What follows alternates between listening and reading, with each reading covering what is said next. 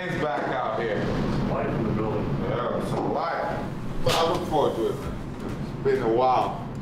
A good 1 year, right? 1 year. Yeah.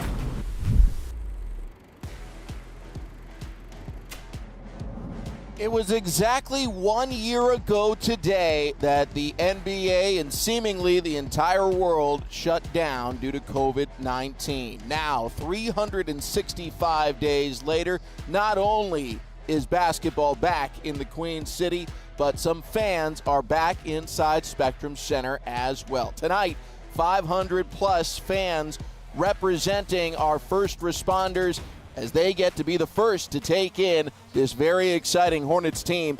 Coach Borrego's done a great job with our young team. Mitch and his staff have done a great job building a great young product that's exciting to see. So we're just happy that our fans get to come back in the building and enjoy it with us.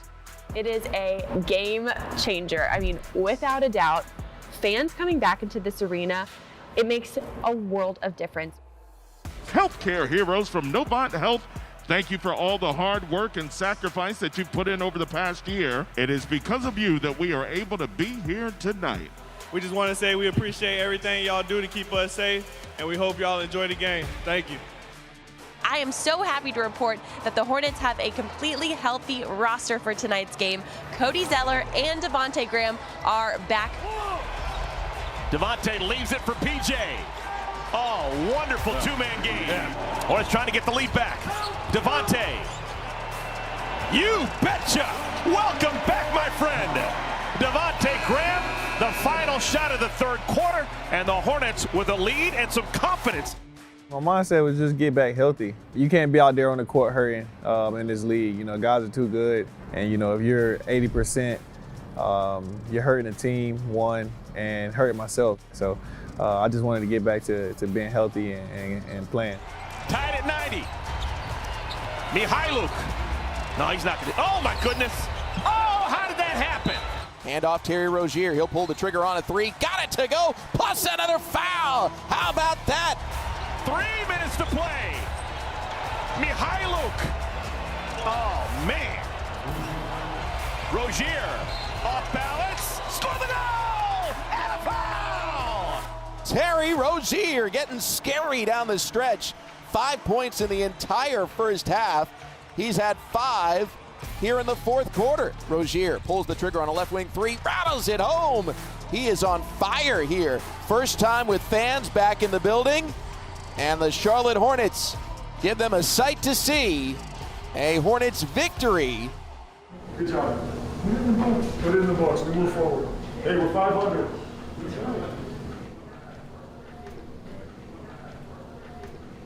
It felt different to me out there tonight, you know, just bringing Devontae off the bench for the first time, and, you know, Zeller's back in the rotation, and, you know, we're going to need a minute to settle our feet on these rotations.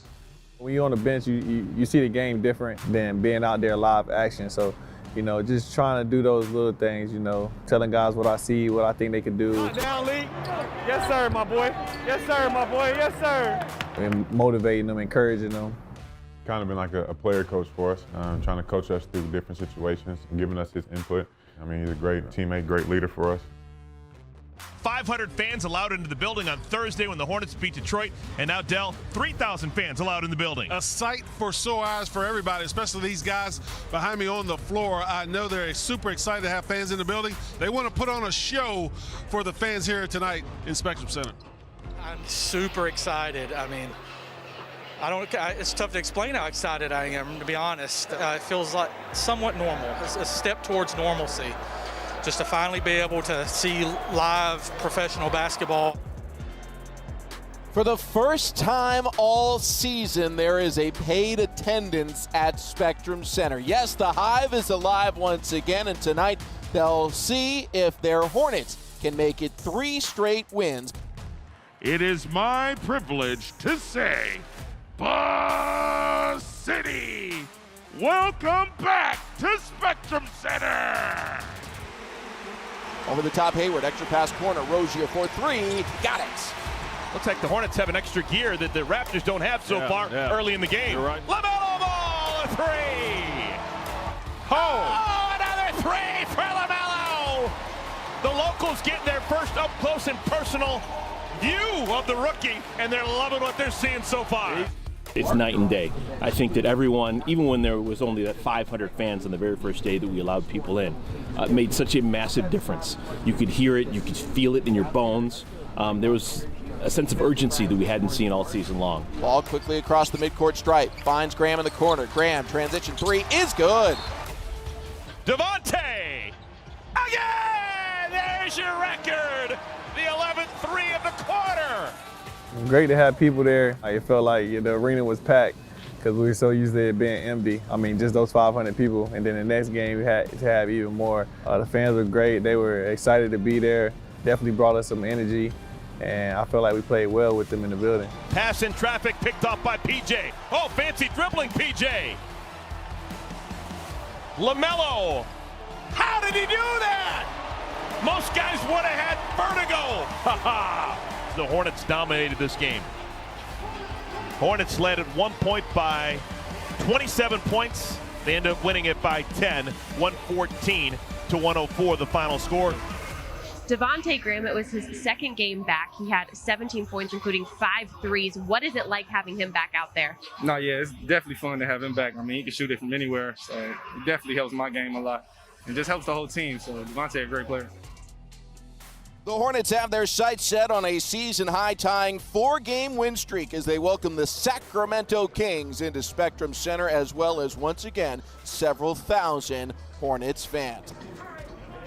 The highly anticipated rookie matchup tonight, Tyrese Halliburton for the Sacramento Kings taking on our very own LaMelo Ball with the Charlotte Hornets. Now, both guys were actually named Rookie of the Month for the month of January and for February for both the East and the West. These two will definitely make for an exciting matchup tonight.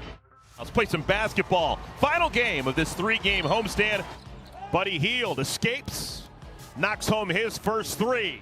LaMelo leaves it for Biz, blocked away by Holmes, and here's Halliburton's first bucket of the game. Buddy Hield, largest deficit of the ball game for the Hornets. Sometimes you don't have all the energy that it takes to play a game. You need those fans to help you with that energy when you're on a run. 90 seconds left in the third quarter.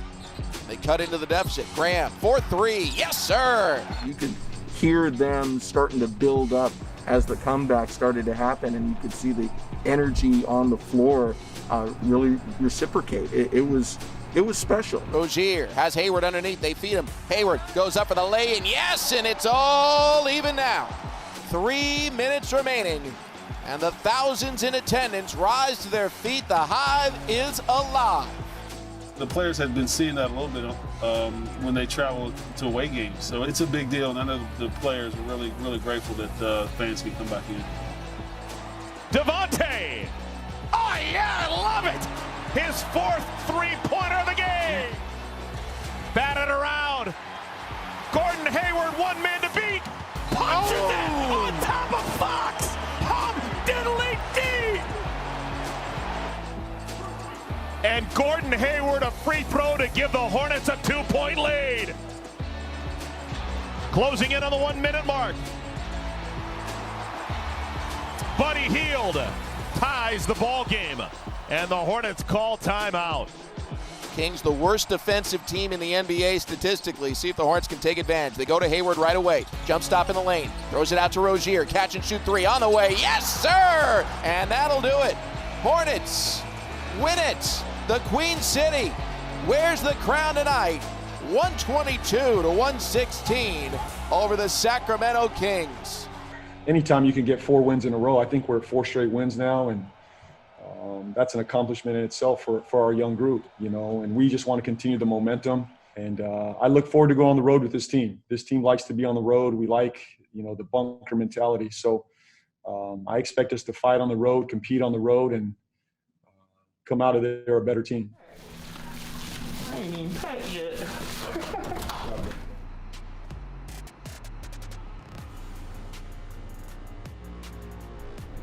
Time's 8:30 meeting start. Hey, what's happening? How are you?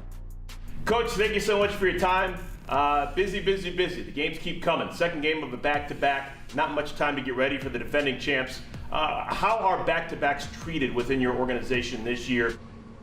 try to get the guys as much recovery and rest as possible. You know, that's the biggest thing. It's a challenge. You go from Denver, a long flight, you know, not a super long flight, but you got to get to LA. You know, you're getting late to your bed, and it's an early morning. You got to get up and get ready for the next teams. Coach, thanks for your time. Good luck. Thanks, Steve. Appreciate it. 2021. It's as close as I get to James Borrego. The story of the night, LaMelo Ball returning home. LaMelo saying, of course, it's exciting being back this year. Obviously, a little different, though, with no fans. LaMelo's downplaying it all. We're hyping it up, and he's like, it's just another game. He's going to be excited, absolutely, to grow up in L.A., watching the Lakers play and finally getting the chance to play on Staples Center. It's just totally different. It's really quiet in here, so we can hear ourselves talk way too much. Morris thought he had a steal. Cody came to meet the ball, and then he met the rim. There's no one in the building. There's about me, Eric, Courtney, our stage manager, Bill, the stat guy. And, you know, when I go out to do the pre and post game halftime, there's the audio and the film guy. That's about it. I usually like to look through all my notes and maybe do even a little bit more research, just make sure I'm kind of prepared for the pregame show. Dell and I, or Gerald and I, we always fist pump through the glass. It's hard sometimes, you know, because you're calling the game off of a monitor. There's no real immediacy because there's nothing right in front of you. All right, the Hornets, they'll have better days. They're going to have a day off tomorrow. They're going to get to San Antonio. They're going to regroup. Sometimes it's hard to look at the positive if it's like a blowout or it's just not, you know, the greatest game ever, but you just have to try and find something, either if it's looking ahead or maybe zoning in on one player or a specific play, just something that kind of keeps everybody motivated and keeps them going. You're always watching for something unexpected and then also trying to tell the story of the season. And ultimately, the destination for this team isn't going to get determined in any one game, whether you're winning or losing it. I think Coach Borrego does a really good job of that, just not buttering them up when obviously they played a bad game, but looking at the bright side in the sense of we have another game. It's coming up fast because especially with such a shortened season and how quick we're playing these games, it's like there's not time to sulk. And LaMelo, a hard dribble, hits the deck. And news of the day, the Hornets are going to have to play for the first time this season without their all-everything rookie. LaMelo Ball is out indefinitely. You hate it for this young man. That's the play. It happened right there, just trying to break his fall, as what we've seen him do a lot of time, attack the basket, trying to do something positive for his team. And he grabs the wrist right there immediately, and you know something is wrong. Disappointed and hurt by the news of, yesterday, and I feel horrible for Melo more than anybody. You know, he's put himself in a wonderful position. He's going to be our biggest cheerleader. He's going to come back bigger, stronger, faster. It hurts in the moment, but we pick ourselves up, we move forward, and in the end, we'll be better. And that's the challenge now. It's next man up, and we continue to fight.